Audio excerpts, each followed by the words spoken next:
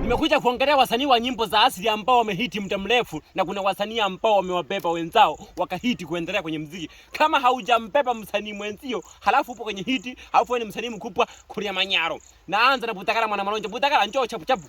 Wahi hapa na sura yako. Wewe umembeba nani? Tunajua wewe umembeba Kisima Peter Pembeni hapa. Wewe Kisima. Baada ya kubeba na Butakala kama msanii mkubwa, ulimbeba nani? Jibu hakuna.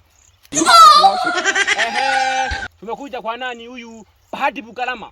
Wewe Bahati Bukalama, usanii wako wewe toka umeanza kuimba mpaka leo ni msanii mkubwa. Umembeba nani kwenye usanii wako? Tuambie haraka. Hamna. Wewe nani li? Dembolo Chagola. Toka umeanza kuhiti umehiti mpaka leo umekuwa msanii mkubwa. Msanii uliyembeba ni nani? Mayuko Sai umebahatika leo. Gude. Njoo haraka na rasi zako hizo. Wewe toka umekuwa msanii mkubwa mpaka leo tunakuangalia kwenye television, maskrini, matachi. Umempepa nani msanii ambaye anakufuatafuata na rafuzi kama ya kwako ni nani? Jibu inakuja hakuna. Jesus! Wewe nani? Nani huyu? Nani Shilangera unabariki? Wewe msanii wako uliyempepa ni nani? Wewe siwezi kukuadhibu bana, bado ndo unajitafuta.